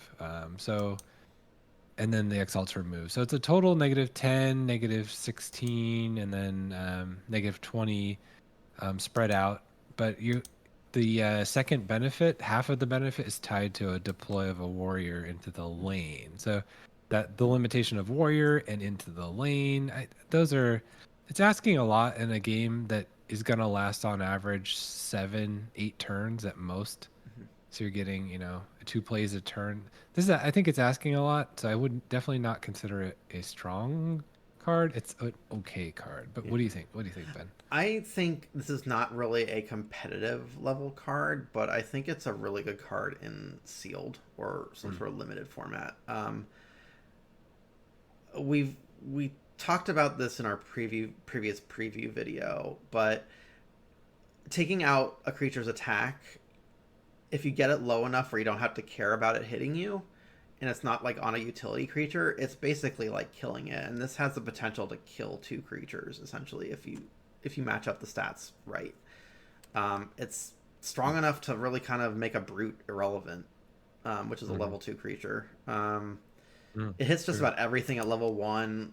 You know, it can take out an Oak Father at level 2, and level 3. 10 is not, it doesn't jump as much at level 3, but being able to hit two things with minus 10 and not have, doesn't have to be the same creature. It doesn't care what lane. You can deploy it in any lane, and it can hit any lane. The only restriction is that you have to put the warrior in that lane. So it's not like it's super telegraphy. It doesn't like, other than like you want to put a warrior there. You can put your opponent to, like, if you're playing as a Guardian's Wall, you can kind of put your opponent to the test by forcing them to, like, hoping that they have to put a non-warrior in that lane and then later have to replace it or whatever. But so there is some lane play there, but I think it's a good limited card. I don't think it's a great Mm-hmm. constructed card unless you have a really high density of warriors for some reason, and it's kind of more of a situational card. Mm-hmm. Um, so Agreed. let's see what we got next. We got Isolate. Do you want to talk about Isolate? I have Love strong it. opinions about Isolate. I love this card, but I recently played a pretty competitive tournament, and I noticed people look for this card and will play around it quite well. And there's some other cards that we've seen in like Alpha Set, like Turnabout and Ice Storm, where it is strong if your opponent is not watching for it. But once they are, it's it has a much lower impact or potential damage. But 8 is no joke. I think Disintegrate in set 1 bothered me, and it was also 8 damage, but it was contingent on the creature coming into play this turn. I thought that really limited Disintegrate, and Isolate doesn't have that. So I think a lot of the times when I'm playing aggressive, Tempe's Alloyin, I'm totally okay with Isolate because I am dictating the board state anyway. They can either choose to have an isolated creature sometimes or not, depending on how I'm placing my own creatures and trying to keep the board managed. But so, the damage scales pretty well. I think 18 is fine. Like Lucid Echoes is what, 20 Mm-hmm. from set 1 at level 3. You don't get the extra benefit of upgrading, but yeah, I'm very okay with this. I would put this above average, and I think Aloyan needed an extra removal, so. But it sounds Yeah. like you have some different opinions. So. I mean, I guess I'm more of a control player, and this is a terrible control card. It's really easy to play around. Mm, Um, but to your point, if you're playing it in an aggressive deck, you are dictating lane placement to a degree. Like mm, you get to choose where you're putting your aggressive threats, and you're kind of forcing people to work around that. So if you're spreading them out in lanes 1, 3, 5, you say either block this or open it up to an isolate, right? mm-hmm. And or Yeah. if you don't block my creature and you try and pair, put two things next to each other, well then I'm still dealing damage to your face. So I Mm-hmm. get that, but I think it's also at the same time it's very easy to play around, and it's a terrible top deck at certain points in the game. Like if the board is Mm-hmm. clogged and you draw this and you really need to Mm-hmm. remove something and this is your only option, Right. Yeah. it's Yeah. very like, well, great, Mm, right? yeah. It's Yeah. very like I've been in so many situations where like I have to try and kill a creature before I can use this to kill a creature because I have to like I like literally have to isolate the creature I want to kill. Like I've got to use both my actions to make this card work, and so that's Mm-hmm. why I've not been a big fan of it. Mm-hmm. But again, I'm a Yeah. different player, so I have a different play No, style. So totally fair. yeah. Yeah.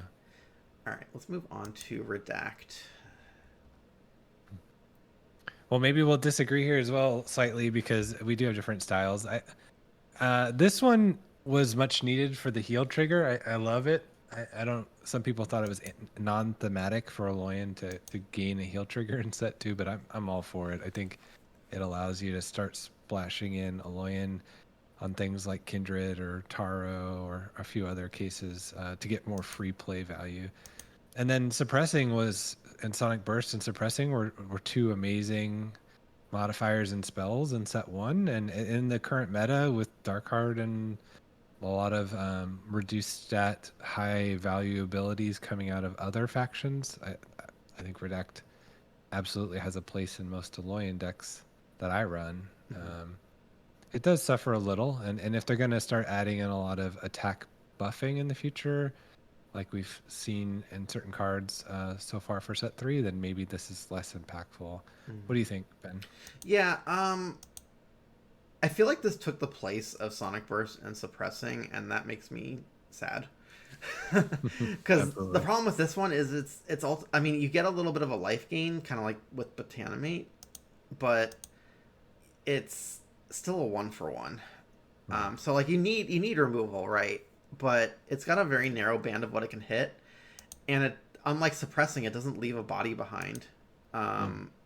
Even though it can hit slightly larger targets, it's still a 1-for-1. So unless you have like a high spell synergy, like free play situation, you know, if your opponent's just playing big dudes, it doesn't do anything. And if they're playing like utility creatures, they've already got the utility by the time you've played this. So Sure. I know it feels like you're kind of losing action equity on it most of the time. But at the same time, something you just got to do. You just got to use what your the algorithm gave you. So yeah, it's kind of like a mid-range card to me. It's okay, yeah, but fair. it's not like something I'm gonna seek out specifically. That's fair. All right, so we got a couple more spells to look at. 2 more exalts and another spell. So let's look at Shield Node. Shield Node is an exalt. It says deploy, you may give a creature in this lane 4 armor this turn, and then it has the triggered ability when you play a creature in this lane, give it 4 armor this turn, then destroy this exalt. That goes up to 7, and then it goes up to 10 on level 3. This is a terrible card. I'm just gonna... And I'll explain why I feel like that. At best, you're playing this to save one of your creatures, which is maybe a 1-for-1.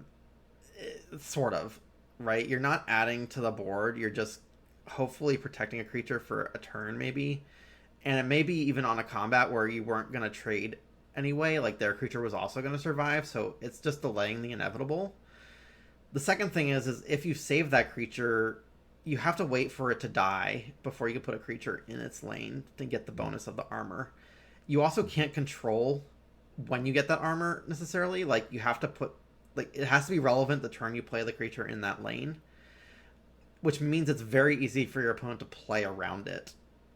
They can put creatures in lanes that don't have the shield node, right? Which means, like, you can't put a blocker in the shield node lane because they're not going to put an attack, like a offensive creature there. So it's so much opportunity cost for such a lackluster amount of armor. Again, I think Alloyin, the temporary armor mechanic in Alloyin is, it just doesn't do a lot.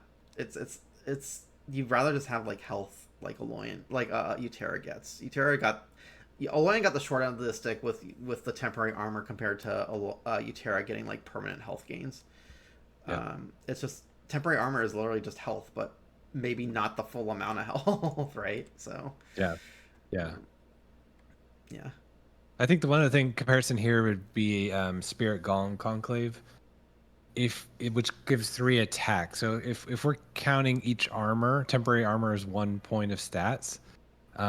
This is not permanent, and you're only getting 4 for every 3 that the Tempe's, and then the Tempe's is whenever they enter the lane too. So this is not 2 triggers and you're done. it could be 4 plus, and it's so it's not even close when you look at some of those comparisons, right? Yeah, exactly. I mean, if this didn't destroy itself, maybe it'd be more interesting. But the fact that it just goes away is like what bothers me, is because you can't.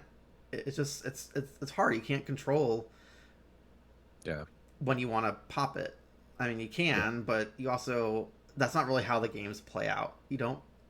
It it seems to tell you you have more agency with it than you actually do. You actually don't have as much agency as you'd like to think in the way it plays out.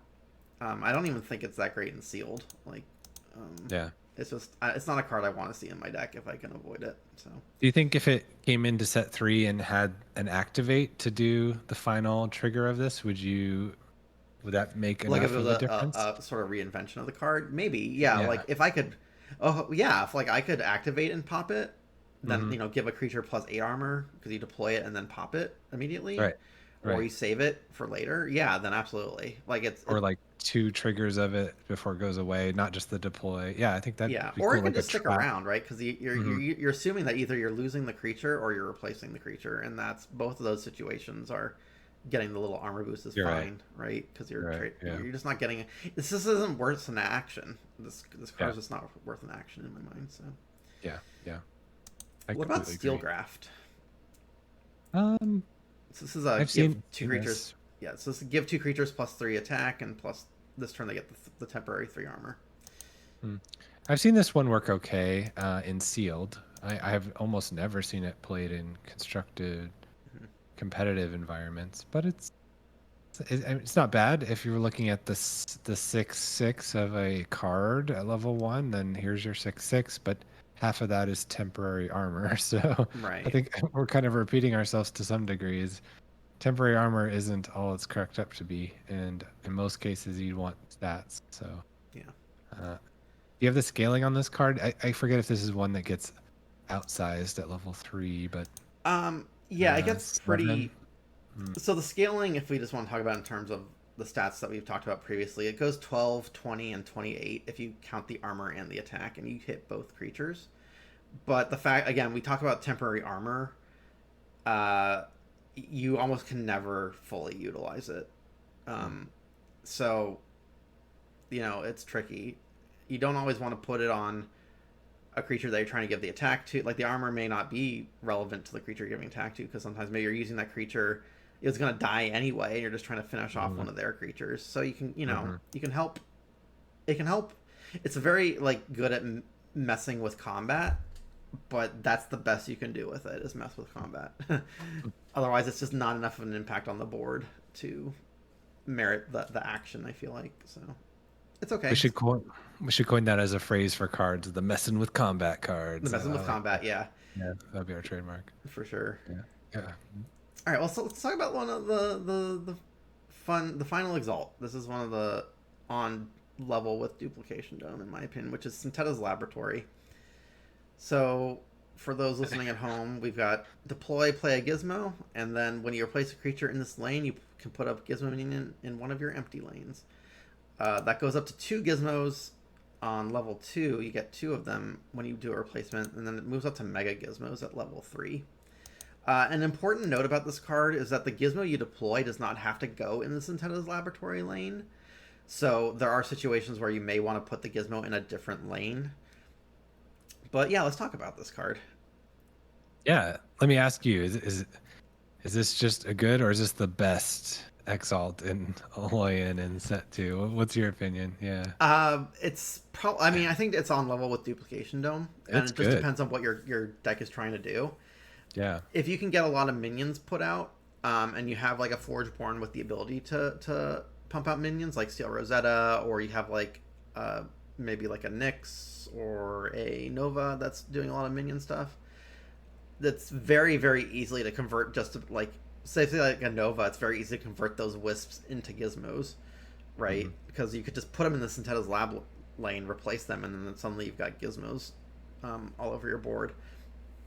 Uh, I've used this to great effect in a certain deck of mine that really cares about filling up the lanes and doing a lot of minion stuff. And it's one of those cards that it sticks around, so it gives you this incremental value over the game. And the fact that it's not just giving you like stat bonuses, but it's also giving you minions gives it a lot of flexibility. You can get chump blockers, you can get sacrifice fodder if you're pairing it with Necreum, you can get stat boosts and things to put with replace effects if you're doing like a Utera pairing. So it has a lot of flexibility. It's at its core, like first play, it doesn't do a lot, but it's one of those things that has a lot of return on investment, right? Mm-hmm. It just keeps on growing and growing. Uh, I think the level 1 and the level 3 are probably the most important. By the time you get to the level 2 and you're trying to put out 2 gizmos, it's very hard to find 2 empty lanes. Mm-hmm. So level 2 and level 1, there's not a very big difference, but once you start pumping out mega gizmos, it just kind of goes crazy. If you can, if but it does rely on you having the ability to play multiple creatures a turn, or creatures that create other creatures like inventors, Mm-hmm. or Metamind Overseer. Yeah, Metamind yeah, yeah. Overseer, yeah, which is in the deck that I have with it. So like, there is some work you have to put into it, but it really does pump out a lot of value over the game. Mhm. The only thing, and everything you said, I totally agree with. The only thing is, I think the level 2 is actually pretty good as well. In that I play a lot of decks that try to push damage with non-breakthrough creatures, and I am so frustrated when I see an empty board in cycle 2 suddenly become 4 gizmos or 3 gizmos and a Yeah, body, because you just took away, a good portion of my damage. Maybe I was trying to hit you with 3 creatures and now it's 0 or 1. that's true. That is Yeah, matchup dependent, right? And it also yeah, is deck dependent, because if yeah. your deck is trying to keep the board full and keep creatures around for a longer time by using the stat boost, the second level is not as important. But like, if you're Hmm. working to trade a bunch, then the second level is really good, because you're refilling the board and you're also Yep. putting out things that can make your creatures bigger. So yeah, I Yeah. think it's dependent, but it's deck dependent, but and situation dependent. But again, it's a lot of flexibility, right? Like, Hmm. use it however you need to use it um, The to get fact the that it's a value. spell too. The only last thing I was gonna say is a spell, right? Like, so yeah, it does synergize with some free plays, Sculptor, and then free plays out of other factions. So Hmm. I really like this being a spell, just like Dupe Dome, just like a lot of Exalts. I think Yeah, Exalts and Set Tier are really cool because of their spell synergy as well. yeah, exactly. All right, so that'll move us on to our final 5 cards, which are the Soul Binds.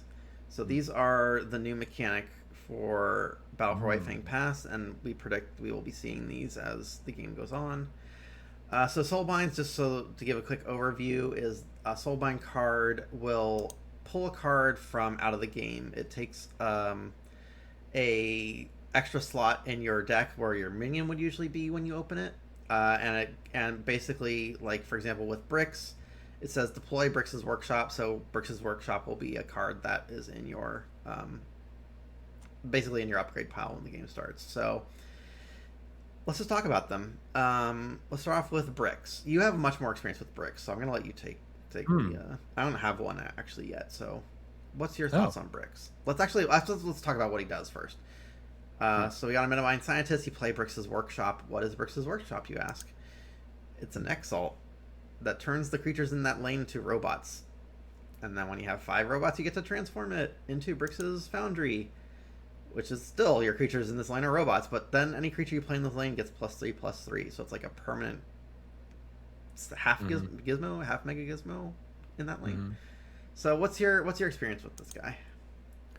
Yeah, well, it's like far from overpowered. I think it's cool for a number of reasons. I think if we just at first look at the art, I mean, and then what Soulbinds bring to the game, it's kind of world building, right? I mean, like, this is cool. We have this cool new meta mind, Mm-hmm. so no longer is Drix alone in being the super cool meta mind. And then if we go to the Foundry card art, I mean, we're getting this whole world. We're seeing these meta minds are building mechs, and they're piecing robots together and achieving some, kind of, this is almost harkens back to like StarCraft, or where you're building up a workshop to build better things. I love it. I think it's very thematic, and Mm-hmm. these soul binds add a lot. The bricks itself is fine. It's good at level 1. It doesn't take that big of a hit compared to other soul binds, which are maybe 3 6s, or 4 5s. Bricks doesn't take too big of a hit, and then it's also not too hard to trigger the Foundry. 5 robots sounds like a lot, but it's really not a big ask. Um, Yeah, especially and with then at level, gizmos. Yeah. yeah, yeah, you'll often, if you see Bricks in cycle 1, be able to flip the Foundry early in cycle 2, at the latest, and then yeah, you get a solid stat line up. It's not great. It's a little understated, but it's fine. As a scientist, a lot of scientists aren't evenly statted either across the board. 10, 10, 7, 7. So I'm actually really okay with bricks as an extra card, but it's not like a build your deck around card like we'll Okay. see with some other soulbinds. Yeah. What do you think from your interactions with it? I've never really played against it much, and I don't have one myself. What's your so what? So I don't have a huge opinion on it. I don't think I've actually played against your bricks deck, maybe Mm, once, and I don't know how much of mm, an impact it made in that mm. game. But from your experience, what about the deployability at level 2 and 3? Where so it gives another one of your creatures 4 armor this turn, and if it's a robot, you get 2 attack, and then it's 8 and 4 at level 3. Has that come into play a lot? It has. It's not nothing. It's another like affecting combat, whatever whatever Right. our trademark was, but Messing with combat. messing with TM. combat card. Um, it's fine. 4 and 8 are not trivial amounts of armor either. So, yeah, I'm okay with it. I like to run right on the line in combat, so sometimes a couple extra points of armor or attack. And the robot part bothers me a little bit, but it's fine because the Foundry makes whatever's in it a robot. Hmm. So your opponent's probably assuming that this is going on to whatever's currently in the Foundry, Hmm. to make it even better and get the full value. But Yeah. so there's a little bit of like, yeah, and then the Foundry has to stay in that place. There's no opportunity to move it around, so it also telegraphs. So you're taking some disadvantage there as well with Hmm. telegraphed placement of the Foundry. So Yeah.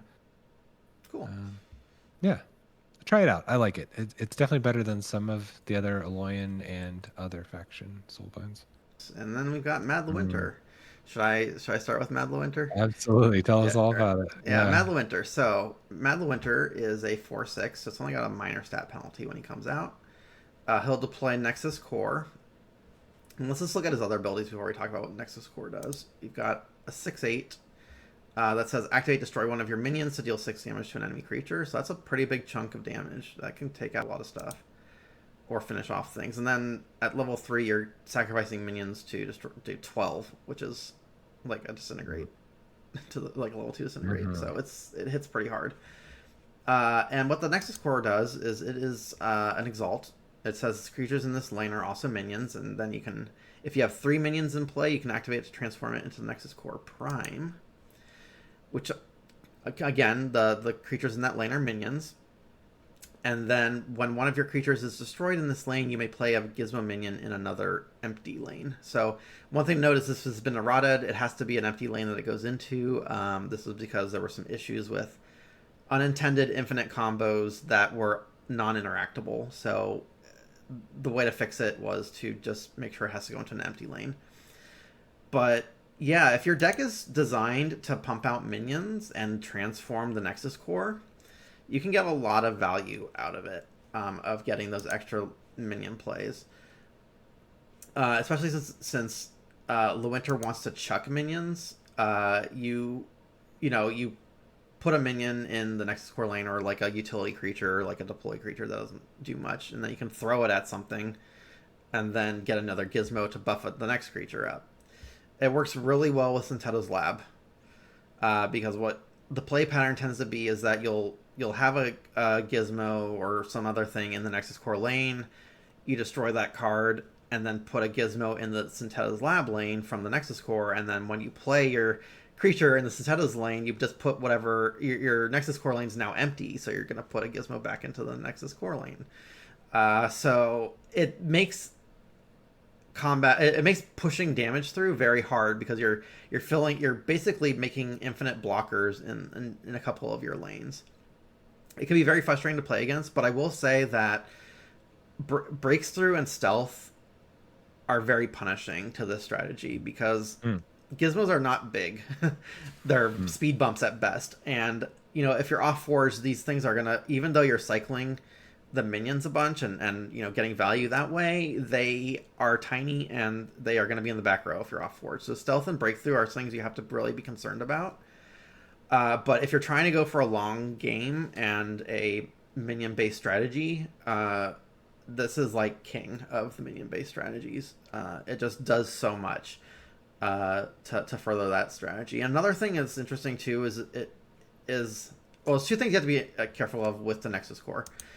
One is that it makes the creature in that lane a minion, so it makes that creature, even if it's just a regular creature, susceptible to tormenting and tinkers. So you gotta watch out for that. Which destroy minions, and they'll let you hit creatures, whatever creatures in that lane, not just traditional minions. But it also has some other interesting synergies where it works with Transcendent Biologist. It means that Transcendent Biologist will pump whatever's in the Nexus Core lane, including itself. And then there's some things with like Nyx's, I think, Raising Dead ability will also pump the creature in that lane. So the being a minion can be both a boon and a bane in certain situations. But it just offers so much value over the game. And even if it doesn't seem like a lot getting that gizmo, like it's just a 2/2 that gives the bonus of 2/2, but there are so many ways you can abuse that. And I'm looking for, one of my, it's kind of the core of, no pun intended, of one of my favorite decks. So yeah, you haven't played with it too much, right? You don't have one of them yet, but what's your experience playing against it? I think everything you said is true, and we've done a lot of testing ourselves between it. One of the cool things I think that deserves extra emphasis, like Ben is saying, is the minion granting. Like minion as a keyword, I don't think was granted at all in set 1, and it certainly isn't in other exalts and soulbinds I can think of in set 2. So, and all those unintended side effects might lead to a lower floor, and like we've been talking about, but there's much higher ceiling. That's my interactions with this card so far have been initial respect for it, and then that turns out to be I gave it too little respect because all of a sudden it's a huge problem, right? Like you can't. It's really difficult to remove their entire board when this card's in play. It's feeding a Lewinter who has a pretty solid health stat line. He's difficult to remove. I feel like Lewinter, if you show Lewinter again, I think level 2, what's his health line? It's like 8. Level 2 is 8, yeah. So it's not bad. Insignificant, yeah. Yeah, this guy is not insignificant for a scientist, and if you try and put something to deal with him, you can shoot it pre-combat for 6. What do you think about the removal ability of Lewinter himself? Do you think 6 and 12 is pretty effective, or? Yeah, I think 12 is insane. It can take out or finish off just about anything. And especially like, attack heavy creatures are going to have lower health. And especially in a strategy where you're filling up the board with minions and you're chipping damage away at your opponent's creatures, you'll quickly get them in range of 12 or 6 or whatever. Or you can, like, if you're off forge, you can hit them twice in a row. Like, you're off forge, you activate it, then you're on forge, you activate it again, and you're not like losing much, right? Because you get 2 minions effectively to throw every time you get something into the core lane. So yeah, I mean, it's a real cost, right, to have to sacrifice a minion to do this, but you're trading up usually, right? You're trading this dinky minion for a relevant creature, right? So yeah, I love it. I think this is easily the best soulbind in Alloyin. Yeah, I agree. Another thing that we didn't mention, I think it bears mentioning, is that it has some very interesting interactions with Stitcher. Because Stitcher cares about replacing minions, but it doesn't say other minions. So you can just throw a Stitcher into the Nexus Core Prime lane and immediately replace itself with a creature from your banished pile.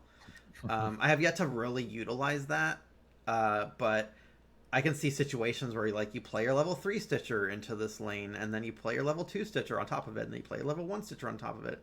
And if you have like a really good modifier on that Stitcher, you can do some pretty crazy things. Like Vampiric, suddenly you're gaining 10 life and dealing 10 damage just by going down the chain. And then you get a creature on top of that. So it has some very interesting applications. So it's a very, very cool card. And I definitely think it's the best soulbind in Battle for Whitefang Pass. For Alloyin, at least. Agreed. What about Magnetic Field? So I know you've had experience with this one. I have not. Let's talk about what it does first. Yeah, so the level it's a spell as opposed to a creature soulbind, but so the first level spell just lets you play this scrap bot, which is a 4/4 with some armor. Yeah, Oh so no, it doesn't even have armor, but it grants +3 health to a robot, and then for that turn, that robot also gets an extra 3 armor. So this bot is a reoccurring thing with the magnetic field spell at each level. But what's really makes this one unique is that levels 2 and 3, you're able to first reanimate a robot and then play this scrap bot, which is gonna give that armor and health to probably it could be any robot on your board, but oftentimes it's a self-contained like hmm reanimate and buff a robot. And this is new for set two, definitely. I think reanimate was a thematic Necreum thing hmm with Ghastly Renewal and Stitcher. So to see it happen here is really interesting. More kind of world building, right? We're seeing the advanced scientists in Alloyin creating something that can take a pile of scrap and turn it back into a robot. Really cool. I like hmm it. Potentially really powerful, but I think this one's going to be on the cusp of being above average until we see better robots in other factions. It's Right. fine. You could high roll a deck with a lot of great robot options in Alloyin in this card, but you also could not. And I think of the 2 decks I have with this, I didn't high roll either. And one is enough, but I still would prefer some support with some better robots in other hmm factions in the future. Yeah. Yeah. So I think each faction has one robot that you can roll. Hmm. But notably, there are 17 robots in Battle for Whitefang Pass that you can hit. Wow. So only getting one or two is pretty sad face because this really it needs the reanimate target to really be worth it. Um, Hmm. because presumably, if you don't have a high density of robots, then just playing a scrap bot is just an understated creature. I mean, if it assumes that if you don't have a lot of robots, you're probably not playing a scrap bot to buff a robot, right? Because you're just not going to have them Hmm. out. But I think it's cool that the dragons are robots. So like if you high roll and get a dragon and a magnetic field in the Wow. same deck, could be pretty sweet. Wow. That'd be great. Uh, but yeah, it's kind of like one of those sort of mid range uh, soul binds. The third level, just to clarify, it gets a mega scrap bot, which is a 7/7 instead of a 4/4, and it gives +5 and +5 armor. So, When but you add again, all like that together, it's good value, but it's not the greatest. yeah, it's like a Yeah. value card. Yeah. But all right, let's move on to Regia, the Iron Lady. So Regia's a warrior. It's a 3/5. It's got mobility 1, so it's kind of understated. It's not that exciting. Like it's got a pretty big stat hit. What like it goes 4, then 6, then 8, and especially at level 2, it's only 5 health. But her soulbind is Mech Mark 1 and Mech Mark 2, and these will come out when she gets destroyed. And Mech Mark 1 and Mech Mark 2 are exalts that read when you play a creature in this lane, give it +5 health this turn. It gets mobility 1, then destroy the mech. So you get a rebate of 5 health to the stats, but you're taking a pretty hefty penalty to get her out. Hmm. Uh, and you don't get the Mech Mark 3 until the third level, which gives +12, which is huge. I mean, if That's you huge. have a good utility creature or a really like attack heavy creature that you want to survive multiple turns, sure, Mech Mark 2 is a great sort of free roll buff thing you can do. It also gets mobility 3, which, I mean, it's weird, right? Like, Hmm. mobility for the turn you play it. I guess what makes that good is that you don't have to worry which lane Regia Sure. dies in, That's a good because you point. could just pop out a creature and then move it into the lane you really want it to be in. Hmm. But That's you probably can't. why they did that. Yeah, it's Yeah. probably why they had the mobility thing. But on the flip side, if the lane you really want that creature to be in is already occupied, then it doesn't. It's a problem, right? Yeah. Again, this is not a card I played a lot with. It seems pretty lackluster to me. Hmm. Um, but I mean, from pure numbers, the stats are there when you take into account the mech. So, if you have a high value creature that you really want to survive multiple turns, Mhm. you can pop it into the mech and be happy about it, I guess. But it's hard to like really see building around this card to me. Absolutely. Yeah. Yeah. And I think like bricks too, I feel like building around it isn't a great idea. And when I set out building a deck that contains bricks and Regia, like I'm not gonna name it or think about it as the bricks deck or the Regia deck for Right, it's that just kind of reason. like incidentally there, but it's Yeah. not like a defining element like something like Madlewinter is, or some of the other soul binds and other factions. So One thing about this that you hinted at is the level 3 mech comes out when she dies, correct? So if you go to the level 3, mhm. so we're talking about having to draw Regia the first 2 cycles and player to then see her in cycle 3, and then she has to die, Mhm. and then the mech comes out. So I think the world, the possibilities of a game going to cycle 4 probably when this is effective is low, and Mhm. then the decisions that lead along that path are also pretty unappealing. And at times, I could see a world where this makes sense, but it's a low probability of it affecting my game in a big way. So Mhm. I can't put a lot of value on this mech, as cool as this card is in particular. Yeah, it feels Yeah, like one of those cards that's more like sealed oriented, where yeah, it can do some very interesting messing with combats or TM abilities, right, right? right, But right. or really give survivability to another card that you really care about. Because Reggie is not really the card you want to keep around. It's the whatever you're gonna Yeah, pop into her mech, right? yeah. Like some Necromancer or level 3 or something. Hmm. And it Hmm. probably would pair well with sorry, with what is it? Necrium with sacrifice synergies, because you can control Oh when she yeah, dies that true, way. true. Especially if you have like a Forgeborn ability that does it. But Hmm. again, it's not a lot of payoff for the work you're putting into it. Yeah. So that'll bring us to our last Soulbind and last card for today, which is Soltar the Forge Master. Do you want to talk? Why don't you introduce us to Yeah. Soltar? Sultar looks like somebody straight out of an action movie, by the way, if you can't see the art, if you're listening to this only. He's got glowing red eyes. He looks like the Terminator or something. He's jacked. He's a warrior. He's a 3/1 that says when you deploy him, you're going to play an honor guard with him in another lane. It's a separate card. And then while the honor guard's in place, Sultar gets 1 armor at level 1, 10 armor at level 2, and then 100 at level 3. And at level 3, the honor guard becomes elite, which is just the backside of the soulbind. Um, Very cool card. I don't, this feels a little out of place to me. It's cool. Like we didn't know that this kind of thing existed in Alloyin, really. I don't know. It's just a badass warrior. So like Vid Icarus, we saw some really cool warriors come in set Yeah, 2 that are kicking ass and taking names. These look like straight out of an action movie. I love it. It's a very cool card. It gets you 2 bodies, which yeah. is always great. Uh, and the armor's not temporary here. It's contingent, but it's not temporary. Right. So you kind of have to So, kill the honor guard first. So the honor guard, the first iteration of it is a 3/3 with 2 armor. So you're kind of getting like a 3/2 and a 3/5 on the first deploy, which is not nothing. mhm. And then the elite honor guard, which is the level comes out from the level 3, actually is a 5/5 with 2 armor.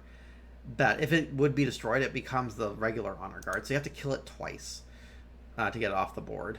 Uh, and so Soltar can stay out with that 100 armor indefinitely as long as you have that honor guard in play, and that's going to take at least 2 actions or 2 combats to get rid of.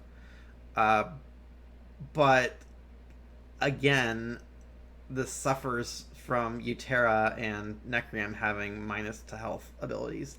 Doesn't matter Mhm, how much mhm, armor you got, you can have 100 armor, all it takes is 1 toxic spores and he's gone. mhm, As level 1 toxic spores at that. So mhm, mhm. it's a very Yeah, flavorful card. yeah, level 1 and 2, I often Soltar will not outlive his honor guard in levels 1 and 2 because Yeah, of that what you just mentioned about the negative stat vulnerability there. So you get a cool honor guard. You maybe get a blocker for a turn, or they have to waste an action. yeah, So if they're wasting an action or getting partial value, killing Soltar or the honor guard, and you're blocking 2 lanes, it feels like there's enough combined value here to justify playing this in a lot of situations. yeah. Yeah, It's what a do you think, Ben? it's definitely Yeah. like a value card, but it's also a there's a the frailty is risky if you're playing against a Necrium or Mhm. a Utera that has those kinds of cards in the deck. So I wouldn't like. This is again. This is one of those like, it's a fine card, but it's not a card to base your deck around. Mhm. Um, Yeah, agreed. I mean, you can get some like interesting armor synergies if you happen to pull like a Forge Plate Yeti. I mean, it's really cool to do 102 damage to something, but I The other mean, Dreadbolt also will kill something, so I don't know sure. with less work. So To that point though, this is the only card in set 2 that I can think of that stands up to Arborist and Krogius. that's true. I Yeah, I mean, can see all that for right, Arborist and Krogius. at level 3 and has no problem, right? So Yeah, that's cool. I think it's notable that this guy is the new big bad, health wise, armor yeah. wise on the boss on the block. So that's cool. So you hear that? If you're playing Arborist or Krogius, you better have a way to get something -1 health. Nice. Yeah. Or else you're not getting through Zoltar. Yeah. Yeah, so that's the last card for Battle for Whitefang Pass for Alloyin. So, what are your feelings about Alloyin in this set? Yeah. I think you and I are in the community big advocates of Alloyin, and we play a lot of Alloyin, whereas others tend to stick to Necrim, Terra, or Tempes. Um, I still like Alloyin a lot, but I find myself reaching more on the set 1 side, and that's because I'm using it as a support role. Hmm. But you, I know, will have reached to Alloyin for the core identity of a lot of your decks, and then, yeah, you think set 2 allowed you to do more of that and really lean into Alloyin as a primary? Yeah, I feel like for Whitefang, I think Alloyin got a lot of really cool things, but it also lost a lot of very critical things. So Mm. it's kind of like a bittersweet to me because some of the most important and Alloyin defining abilities from the first set were things like Sonic Burst, Suppressing, Mm. Drix, Correct. and a handful of other cards that didn't make it into set two. And the fact that those cards can't really play with some of the cool new cards in set two, like I think it's generally understood in the community that, especially in competitive, that Alloyin is probably the weakest of the factions just because of the way its mechanics work and the cards. So the fact that they didn't get to keep some of their strongest cards in set two is a bummer to me. Mm. Hopefully they'll cycle back in, or we'll see some of the more powerful things from Alloyin. Mhm, mhm, But so far, like in the competitive community, it's people just aren't playing on that axis where Alloyin can really shine. mhm, So it's kind of going to be relegated to those sort of B tier decks, mhm. unless you can roll really high on the RNG table with your deck. The one thing that encourages me though, when I think about Aloyin's place in the game and in the meta and in the mechanics, is Exalts. I feel like of all the factions, we're going to talk about Tempes and Utera Mm-hmm. and Necrim, and they certainly benefited from some cool, lane synergy. But I think now in set 2, arguably, and then in the future, Aloyin pairs the best when you think about the board and the things you do on the board, Mm-hmm. like moving around, or when you talk about Synthetas or Dupe Dome. I really feel like Aloyin got the best of those. Yeah, I feel Uh, like the Alloyin Exalts are some of the strongest and most mhm, impactful. Especially the ones that stick around, like Dupe Dome and Syntheta's Lab. Like those are mhm, very powerful Exalts. And the thing about the Exalts is that they really do change the game and they give an ongoing benefit. The Exalts that are like one shot are not as exciting, like the Guardian's Wall and the Shield Node, mhm, right? But you mhm, know, Nexus Core from Mad Winter, and you got Brix's Workshop and mhm, Syntheta's mhm, Lab, and Duplication Dome. Like those are all very like ongoing, accrue a lot of value over time cards. And not all of the factions have cards as impactful and as like sort of toolboxy, Luxury. multiple ways to use them abilities. Yeah. Like a lot of them are more linear, which we'll see in our future reviews. So I do like that about Alloyin in this set. Um, but Yeah. again, I think it sort of suffers as it doesn't fight on the same axis as a lot of what is going on in the meta, and so it's very much a support color. And again, it lost some really critical tools from set one, and what it traded for doesn't directly like one for one compare. So it's hard to say where it's going. Hopefully, we'll see what happens in set three. Yeah. Well, that's not. They did get Crux, right? And that was cool. I think That is true. his abilities are pretty darn cool. But I hope set two wasn't meant to be the Alloyin set because because we got Crux. So I hope the next three sets are going to be Forgeborn for other people, and then maybe they overemphasize those corresponding to when they release new Forgeborn, because if this is all that Alloyin got for the next 4 sets or 3 sets, it's going to be or this is the best highlight that they're going to get. I hope that's not the case. I'm sure it won't be, but Right. but Crux coming in, I had high hopes, and it's only okay. And they lost a lot of key pieces. I totally agree with you. Yeah. I just hope in set three that it gets to keep some of the stronger cards and not lose them, or cycle back in some of the cards from set one. Like I don't know, we don't know yet because we haven't seen the whole of set three or even much of set three, what their sort of plan is in terms of like rotating cards in and out, since we've only had 2 sets to compare that to. But my hope would be that they don't take out some of the stronger stuff to put in strong stuff, because then they're kind of staying at the same power level without really having a chance to increase. Out of Alloyin, what is your favorite sort of standalone card or soulbind that you like from set 2? What's your favorite? If I was choosing based on just power, I mean, the Winter, Mad the Winter is clearly the most impactful and fun. I've seen it do things. I don't own one, but I'm trying to get a hold of one. But fun. Wait, my favorite for fun would be Vidicarus. There's something cool. I mean, we got guns, we got snipers, we got cool warriors here in set 2 for Alloyin. I like that. I hope we don't lose that in future sets. So Vidicarus for me. How about you? Yeah, you've played a lot of different Alloyin cards. Yeah, I love Duplication Dome. Especially like I love value creatures and value deploy abilities and things like Stitchers and Biologists, and I just the idea of being able to like get a double tap out of that, like getting to trigger something twice and doing some really crazy stuff that way, is sort of the dream for me. So like the same thing with you with Vid and being able to like knock out like 3 creatures in one turn. Like I just love the idea of getting this huge War Tusk and gaining 28 life like I was mentioning earlier. It's just fun. It just feels good when you get to pull that off. So yeah, I think Duplication Dome is my favorite right now.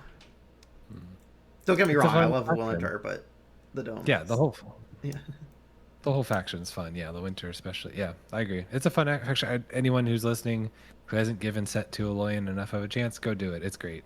Hopefully we encouraged you to try some new things. Yeah. Well, so that wraps up our Alloyin set review. So to the listeners, what is your favorite card from Alloyin? What are your thoughts on our takes on some of these cards? Do you disagree? Do you agree? Do you have something to add? Please leave a comment and let us know. Again, our plan is to try and do this for the other 3 factions, and we will probably do a final episode on the new Forgeborn abilities, including the addition of Crux Cobalt to the Alloyin faction. If you can go ahead and give a like, subscribe to this channel so you can get alerted when we put more out, and we will catch you on the next one.